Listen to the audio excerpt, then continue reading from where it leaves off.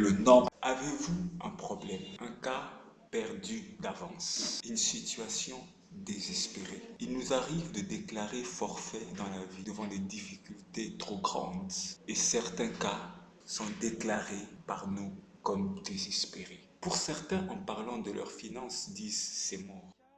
D'autres, en parlant de leur mariage, disent c'est mort. D'autres encore, dans leurs études, ils disent que c'est mort. Et à cause de cela, nous disons que Dieu ne nous aime pas. Pire encore, lorsqu'un péché s'attache à nous, il détruit notre vie sans que nous puissions nous en débarrasser. Nous disons, où est l'amour de Dieu? Nous croyons même plus que Dieu nous aime à cause des difficultés. Nous découvrirons aujourd'hui dans la Bible une histoire qui nous montrera comment sortir des situations désespérées et les raisons vont demeurer dans ces situations désespérées, ainsi que les raisons de ces situations désespérées. Nous lirons dans Jean chapitre 11, versets 1, 2 et 3 et le verset 5 pour commencer. Jean chapitre 11, versets 1, 2, 3 et 5. Il y avait un malade, Lazare de Béthanie, village de Marie et de Marthe, sa sœur. Marie était celle qui oignit de parfum le Seigneur et lui essuya les pieds avec ses cheveux. Et c'était son frère Lazare qui était malade. Les sœurs envoyèrent dire à Jésus, « Seigneur, voici, celui que tu aimes est malade. » Or Jésus aimait Marthe et sa sœur et Lazare. À la lumière de ce texte, nous voyons qu'il est possible que vous soyez malade alors que Jésus vous aime. Votre problème demeure, c'est parce que vous avez cru que Dieu ne vous aime pas. Or, dans ce texte, nous remarquons que Jésus aimait Marthe, Lazare et sa sœur. Donc la première chose que tu dois savoir, c'est que Jésus t'aime. Et la première raison pour laquelle la situation est restée impossible, c'est que tu n'avais cessé de croire en l'amour de Dieu. Car il est possible que vous soyez malade alors que Jésus vous aime. Il est possible que vous soyez dans des problèmes alors que Jésus vous aime. Il est possible que vous connaissiez un accident, que vous connaissiez un problème difficile, compliqué, alors que Jésus vous aime. Ce n'est pas parce que vous êtes dans les difficultés ou vous vivez une vie contraire au rêve que vous êtes fait que Dieu ne vous aime pas. Et même si vous avez lutté toute votre vie avec un péché, sachez que Jésus vous aime. Car Lazare, bien qu'aimé par Jésus, était malade. Beaucoup pensent que Dieu ne les aime pas parce qu'ils sont malades, parce qu'ils sont dans les difficultés, parce qu'ils luttent avec un péché.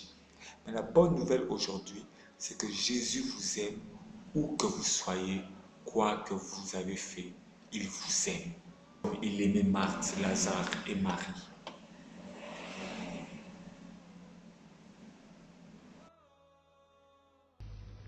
Après avoir entendu cela, Jésus dit, « Cette maladie n'est pas pour la mort, mais pour la gloire de Dieu, afin que le Fils de Dieu soit glorifié par elle. » Toujours en parlant de l'amour de Dieu, la question serait de savoir pourquoi, si Dieu nous aime, y a-t-il toutes ces difficultés? Pourquoi, si Dieu nous aime, les choses sont-ils aussi compliquées? Pourquoi, si Dieu nous aime, y a-t-il autant de choses? Jésus répond dans le texte que nous venons de lire que cette maladie n'est pas pour la mort, mais pour la gloire de Dieu. La difficulté que tu connais aujourd'hui ne sont pas pour la mort, mais pour Dieu, pour la gloire de Dieu. Car Dieu ne t'a pas destiné à la famille. Il ne t'a pas destiné à la famine. Il ne t'a pas destiné ta famille à connaître le divorce. Il n'a pas destiné ton corps à souffrir la maladie, ni les études à connaître l'échec. Il t'a destiné à vivre la gloire de Dieu. Malgré la maladie, Jésus voit un moyen de tourner cela à la gloire. Dieu veut tourner une vie de péché en une vie de sanctification, une vie d'échec en une vie de succès. Le péché est comme une maladie car elle coupe notre communion avec Dieu, elle empoisonne notre destinée et déforme nos relations avec les autres. Elle est la plus grande pandémie étant la source du chaos qui existe aujourd'hui dans le monde. Mais Jésus, en regardant ta vie détruite par le péché, continue à voir qu'il peut rendre cette vie à la gloire de Dieu. Il peut transformer cette vie pour la gloire de Dieu. Pour Jésus, tu n'es pas un cas perdu. Alors que tout le monde parlait de mort, alors que tout le monde parlait des désastres, Jésus, en regardant cette maladie, il dit, ce n'est pas pour la mort, mais c'est pour la gloire de Dieu. C'est que Dieu t'aime et qu'il veut que ton problème puisse être tourné à la gloire de Dieu. Il y a deux cas ici. La première chose, c'est que c'est toi-même qui as péché. Ce n'est pas Dieu qui t'a poussé à pécher, c'est toi-même qui as péché. Et malgré ton péché, Dieu veut transformer ta vie pour sa gloire. Le deuxième cas, ce sont les difficultés que Dieu lui-même permet. Et s'il permet ces difficultés, c'est pour sa gloire. Il veut utiliser ton problème pour te glorifier. Car avant la royauté, il y a toujours un Goliath. Avant l'élévation, il y a une fournaise ardente. Avant de devenir un prince, il y a toujours la fosse au lion. Donc, il faut comprendre que ces difficultés ne viennent pas pour te détruire, mais pour amener dans ta vie une élévation. Quand il eut appris que celui-ci était malade, il resta encore 2 jours à l'endroit où il était. Puis il dit aux disciples, « Retournons en Judée. » Les disciples lui dirent, « Rabbi, les Juifs tout récemment cherchaient à te lapider et tu y retournes ?» On voulait te lapider à cet endroit et tu es prêt à retourner là-bas. Nous voyons que Jésus est prêt à se sacrifier pour toi. Pour Lazare, son ami qu'il aime et qui est malade, Jésus est prêt à affronter ceux qui voulaient le lapider. Il a fait beaucoup plus, car le Créateur de l'univers a pris une forme humaine, paraissant comme un simple homme, pour devenir sacrifice excellent qui servirait pour te sauver. Il est venu sur la terre pour mourir à ta place, pour que cette maladie du péché ne t'emmène pas à la mort éternelle qui est l'enfer, mais tourne ta vie en une vie de gloire qui va glorifier Dieu. Combien de fois par tes efforts n'as-tu pas essayé de te débarrasser de ce péché sans y parvenir?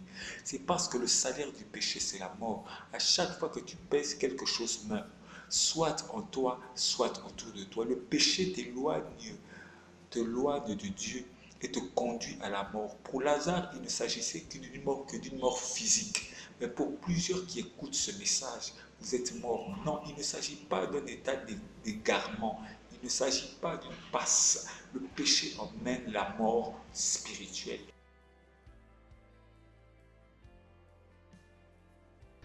Alors Jésus leur dit ouvertement, « Lazare est mort, et pour vous, je me réjouis de n'avoir pas été là, afin que vous croyiez. Nous allons vers lui. » Sur ce, Thomas, appelé Didyme, dit aux autres disciples, « Allons nous aussi, afin de mourir avec lui. » Non, Thomas, Jésus ne part pas pour mourir avec toi. Lui, il est mort afin que toi, tu aies la vie. Jésus ne va pas en Judée pour pleurer avec Marthe. Il va réveiller Lazare. Jésus ne va pas venir dans ta vie pour t'aider à supporter ton péché. Il est venu pour t'en délivrer et te pardonner. Car celui qui est en Christ est une nouvelle créature. Les choses anciennes sont passées, toutes choses sont devenues nouvelles. Beaucoup de personnes sont venues à Christ, mais sont restés des Thomas. Ils n'exigent pas le changement. Ils sont avec Jésus, mais devant la mort, ils disent mourant. Devant le péché, ils disent péchant. Devant les épreuves, ils disent tombant, échouant. Devant les batailles, ils disent perdant. Si Jésus est là, c'est la victoire. Et même quand il y a la défaite, Jésus s'arrange toujours à changer nos défaites en grande victoire. Cessez, si vous êtes en Jésus, de vous attendre à l'échec, de vous attendre à la chute, de vous attendre au chaos. De vous attendre au chaos. Allez en Judée pour la résurrection. Allez en Judée pour voir les miracles. Voir les miracles. Cessez d'être des Thomas, des gens qui marchent avec Jésus, mais qui n'espèrent pas, ne croient pas au changement. Ils ne quittent pas Jésus, ils restent là, mais ils n'espèrent pas. Ils disent, allons pour mourir. Tu viens à l'église, c'est vrai, mais tu t'attends à quoi? Tu viens à l'église seulement pour venir. Thomas a dit, allons pour mourir. Nous n'allons pas pour mourir avec Jésus, nous allons pour la résurrection. Lorsque Marthe apprit que Jésus arrivait, elle alla à sa rencontre, tandis que Marie restait assise à la maison. Marthe dit à Jésus, « Seigneur, si tu avais été ici, mon frère ne serait pas mort. » Car lorsque Jésus vient devant Marthe, Marthe lui dit, si tu avais été là, Lazare ne serait pas mort. Pourquoi Lazare était-il mort? Parce que Jésus n'était pas là. Maintenant, la question de savoir, c'est pourquoi tes fiançailles sont-ils mortes? C'est parce que Jésus n'était pas là. Et s'il était là, il a laissé les choses se passer, c'est qu'il va le faire pour la gloire, il va le changer pour la gloire de Dieu. Le même qu'il était là aux noces de Cana, mais le vin manqua. Quand il est là, il finit par transformer la situation. Ça n'arrive pas jusqu'à la mort. Et quand elle arrive jusqu'à la mort, c'est qu'il y a une absence de Jésus. Mais même quand il est mort, il dit, celui qui croit en moi vivra même quand il mourra. Quand il mourra. Tes fiançailles, pourquoi sont-elles mortes? Parce que Jésus n'est pas là. Pourquoi ta vie de couple est-elle morte? Parce que Jésus n'était pas là. Pourquoi tes affaires sont-elles mortes? Parce que Jésus n'était pas là. Ta relation avec Dieu est-elle morte? Parce que Jésus n'est pas là. Lorsque Jésus n'est pas là, la mort finit par frapper. Le chaos par venir. Voilà pourquoi les milliardaires sans Jésus se suicident. Voilà les stars de cinéma mariées aux plus belles top modèles divorcent. Voilà pourquoi les enfants des grands politiciens deviennent parfois les délinquants.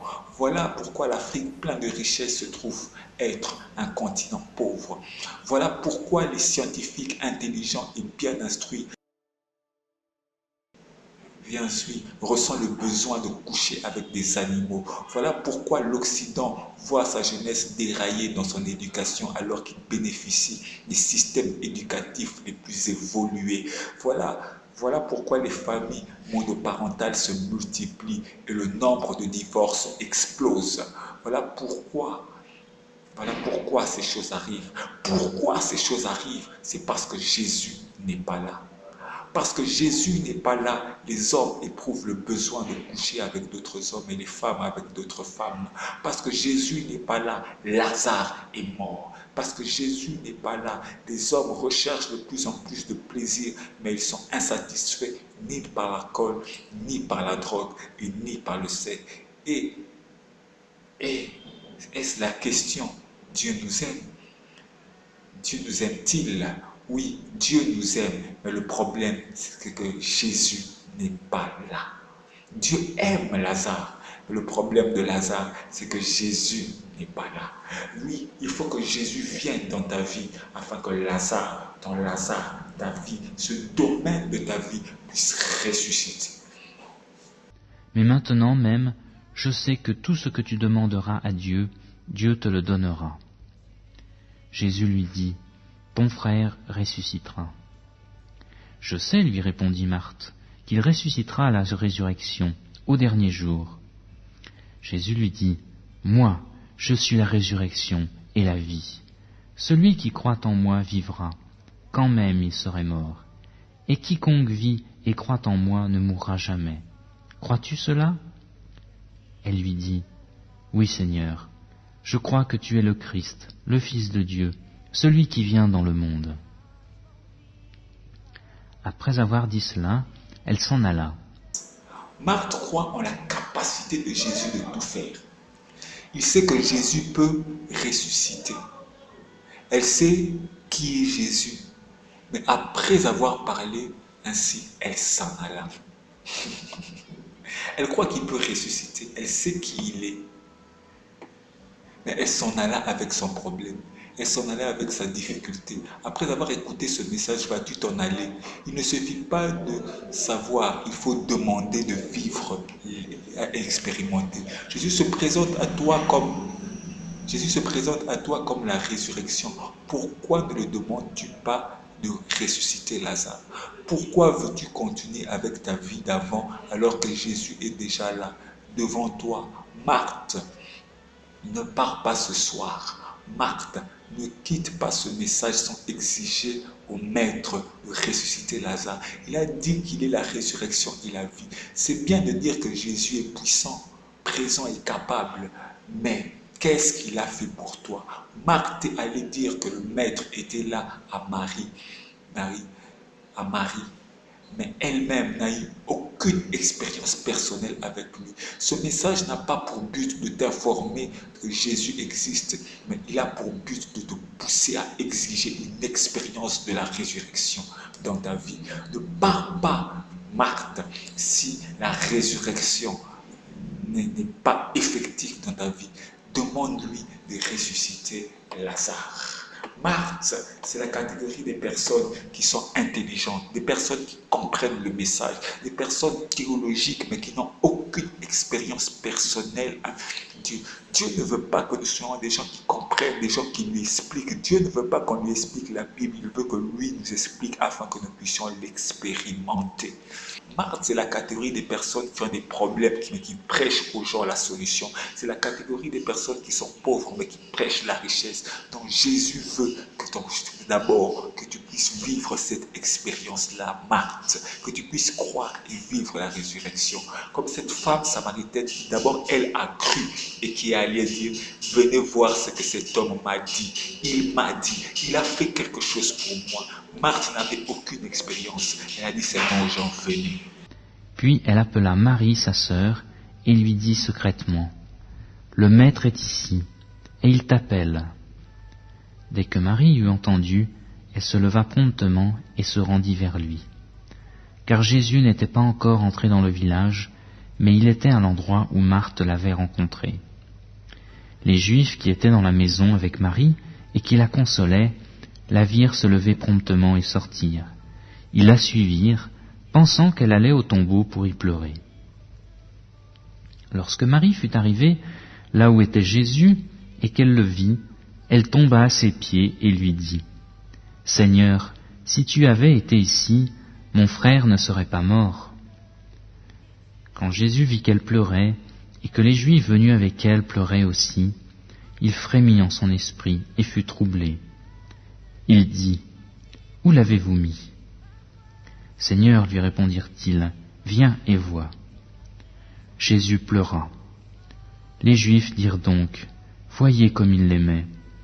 Et quelques-uns d'entre eux dirent, lui qui a ouvert les yeux de l'aveugle, ne pouvait-il pas aussi faire que cet homme ne meure pas? Jésus, frémissant de nouveau en lui-même, se rendit au tombeau. Jésus sait qu'il peut changer les choses dans ta vie, mais il est attristé de ce que tu ne comprends pas. Marthe et Marie pensent que la situation est désespérée. Elles vivent dans le regret. Cesse de vivre dans le regret. Cesse de vivre dans si tu avais été là, si tu avais fait, si tu avais béni. Ça, c'est le regret, ça ne change rien. Jésus parle de leur futur. Il dit des choses qu'il est. Quand Jésus te dit qu'il est riche, que l'or et l'argent l'appartiennent, ça veut dire qu'il veut te donner la richesse. Quand il te dit qu'il est puissant, ça veut dire qu'il veut faire quelque chose de puissant dans ta vie. Quand il te dit qu'il est grand, ça veut dire qu'il veut faire quelque chose de grand pour toi d'abord personnellement, pas seulement pour que tu ailles dire à tout le monde que Jésus est grand, mais c'est pour que tu puisses expérimenter d'abord toi-même. Jésus vient, il dit je suis la résurrection et la vie. Il dit nous savons que tu ressusciteras. Non, quand il te dit qu'il est la résurrection, c'est qu'il veut faire quelque chose pour toi d'abord et il veut que tu aies une expérience. Malgré la parole de Jésus, elle continue à pleurer sur les fautes de leur passé. Si tu avais été là, si on t'avait appelé, si avant, si, oublie les si. Malgré la présence de Jésus, elle ne croit pas que Jésus, les choses vont changer. Quelqu'un en écoutant ce message se dira, c'est un message de plus. Ce n'est pas un message de plus, c'est Jésus qui frappe à ta porte pour ressusciter ton Lazare.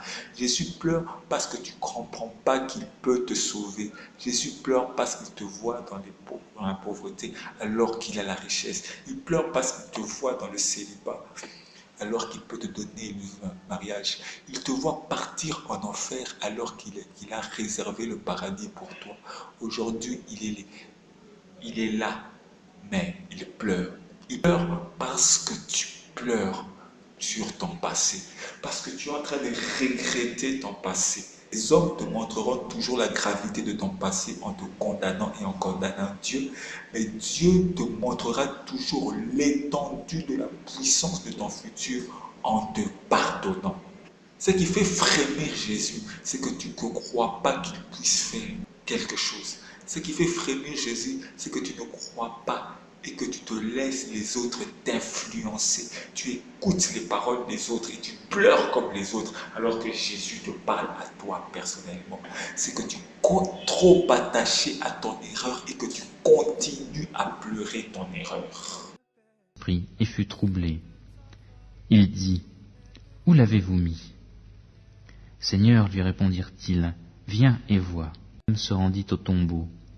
C'était une grotte, et une pierre était placée devant. Jésus dit, « ôtez la pierre. » Marthe, la sœur du mort, lui dit, « Seigneur, il sent déjà, car c'est déjà le 4e jour. » Jésus lui dit, « Ne t'ai-je pas dit que si tu crois, tu verras la gloire de Dieu ?» Ils ôtèrent donc la pierre. Lazare était mort, mais il fallait le cacher, l'embaumer, le mettre des linges et mettre une grosse pierre pour que la mort dégueulasse, sale, putréfaite ne puisse pas ressortir, ne puisse pas gêner personne, ne puisse gêner personne. Mais Jésus-Christ demande d'ôter la pierre. Ôter la pierre voulait dire rendre l'odeur nauséabonde disponible, rendre l'odeur à la portée de tous, de tout le monde. Cela exposerait peut-être des squelettes à tout le monde. Tout le monde verra les parties qui sont devenues squelettiques ou l'état de dépérissement de Lazare. Avant que Jésus change ta vie, tu dois ôter la pierre, appeler le péché. Péché, tu dois exposer devant Jésus ta vraie nature pécheresse. Reconnaître le mal que tu fais à toi-même, aux autres et à Dieu. Cesse de justifier, de maquiller, de mettre une pierre. Ôte la pierre. Aide de tolérer ton péché et viens vers Jésus et tel que tu es. Peut-être qu'il s'agit des échecs. Arrête de justifier des échecs. Arrête de dire que c'est la faute de tel, de tel, de tel, de tel. Ôte la pierre et montre-toi tel que tu es. Montre tes incapacités. Tant pis si tu sens déjà, ôte la pierre. Tant pis si les gens vont dire berk, ôte la pierre. Tant pis si les gens vont se moquer, ôte la pierre. Si tu veux expérimenter la grandeur de Dieu, il faut que tu puisses ôter la pierre. Tant pis si c'est pourri depuis 4 jours, ôte la pierre. Même si ton affaire, ton mariage, tes enfants, tes études, ton travail sentent déjà une mauvaise odeur, ôte la pierre si tu veux expérimenter la grandeur de Dieu. Ouvre-toi à Dieu. Parle de cela librement à Dieu. Oublier le truc de fiançailles, tu n'en parles plus, tu ne veux même plus penser à ça. Mais Jésus a dit que si tu veux une solution, ôte la pierre. Tu ne veux même plus entreprendre des affaires tellement tu as échoué. Mais Jésus dit ôte la pierre, laisse la mauvaise odeur, laisse la putréfaction devenir visible. Ôte la pierre, même si ça fait 4 jours que tu as enterré ton affaire, 4 jours que tu as enterré l'éducation de tes enfants. Tu as dit pour mes enfants c'est fini, j'arrête. Mais aujourd'hui on dit ôte la pierre. Après avoir dit cela, il cria d'une voix forte, « Lazare, sors !» Et le mort sortit, les pieds et les mains liés de bandelettes, et le visage enveloppé d'un linge. Jésus leur dit, « Déliez-le et laissez-le aller. » Si tu écoutes ce message, déclare à voix haute, je sors.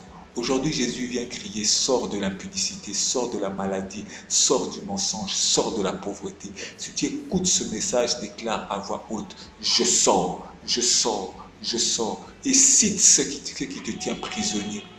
Dis je sors, et cite ce qui t'empêche de sortir. Sors de l'échec, sors du mensonge, parce que Jésus m'a dit de sortir. Lorsque Jésus te dit de sortir, tu ne sors pas mort, mais tu sors vivant. Ce que Jésus va ressusciter dans ta vie sortira vivant. Oui, il faut que tu déclares et que tu fasses une action qui montre que tu sors. Je ne sais pas quelle sera cette action, mais cette action t'es inspiré par Dieu maintenant. Ce que tu penses faire là, fais-le. Une action qui pousse que tu sors. que tu abandonnes, que tu changes, une action qui pousse, que tu sors. S'il faut sortir pour recommencer vers les affaires, fais-le. S'il faut sortir pour recommencer à donner des conseils, fais-le. S'il faut sortir pour reprendre un ministère, fais-le. S'il faut sortir pour continuer à jeûner, fais-le. Peut-être qu'il faut sortir pour reprendre des études, fais-les, sors. Car quand Jésus te dit de sortir,